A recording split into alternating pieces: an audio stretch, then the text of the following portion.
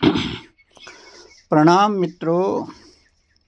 मित्रों। अगर हम पीछे यात्रा करें इस देश के अतीत की, तो 8वीं शताब्दी के इर्द गिर्द इस देश की जो हवा थी, इस देश का जो माहौल था, वो शिव और शक्ति से के जो डायलॉग हैं उनसे ओतप्रोत था। सारे हमारे जो तंत्र का अर्थ है कि शिव और शक्ति के बीच में जो रहस्य की बातें थी, उनके जोड़ का नाम तंत्र है।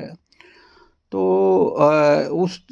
उस समय ये देश बहुत प्रतिभावान था, ये देश प्राणवान था। इस देश में बड़े बड़े मंदिर बने जो अब तक हैं, वो आज भी उन मंदिरों को हम बनाने लगे तो वो नहीं बन पाएंगे। तो एक रहस्य की दुनिया थी, तो उस दुनिया में मैं आपको फिर ले जाना चाहता हूँ।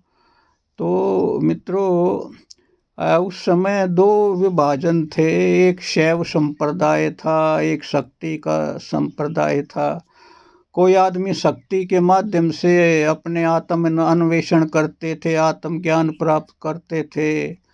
कोई है जो शिव है, शिव का अर्थ है प्योर कॉन्शियसनेस, साक्षी चेतना। कोई उस पर जोर दे करके आत्म अन्वेषण करता था।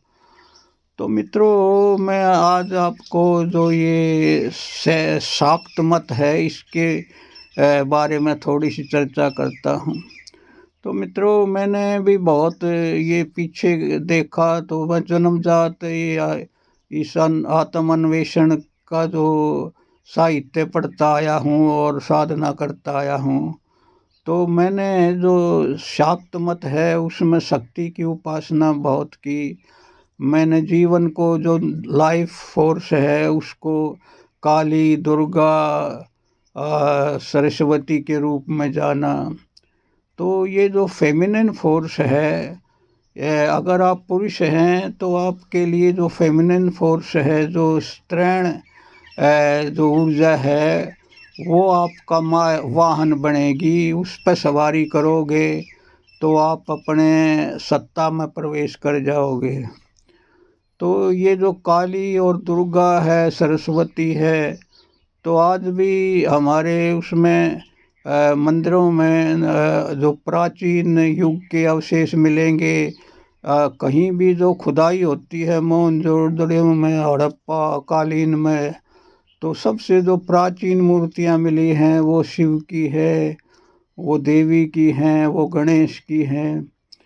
तो सबसे जो प्राचीन जो विद्या थी वो शिव शक्ति में थी। तो मैंने ये जो शक्ति की उपासना की, फेमिनिन फोर्स को अपने भीतर आत्मसात किया और उस शक्ति को जगाया, जिसको कुंडलनी कहते हैं। और जो संस्कारों की जो दीवार है उसको हटाया, तब वो शक्ति ऊपर उठी और जो आखिरी चक्रा है उसमें पहुंच गई और मैं धन्य हो गया। तो इस धन्यता में जीते जीते कुछ जो प्राचीन जो विद्या है उसके जो थोड़ी बहुत जो मेरे को अनुभूति हुई, उसके बारे में मैं रोज़ कुछ न कुछ कहता चलता हूँ। तो मित्रों, जब तक ये शरीर जिंदा है तब तक मैं उस प्राचीन विद्या को उजागर करता ही रहूँगा। और इस मार्ग के आदमी बहुत कम रह गए हैं जो इस विद्या को आत्मसात करने के काबिल हों। नहीं तो लोग सभी धन, यश और पद की यात्रा में अंधे होकर महत्वाकांक्षा में दौड़ रहे हैं। तो ये जो युग है ये आध्यात्म का नहीं है, ये तो मैटीरियलिस्ट का है, पदार्थवादियों का है। तो फिर भी कुछ गिने चुने आदमी अगर हो तो मेरे से ज़रूर संयुक्त हों। जय हो, जय हो।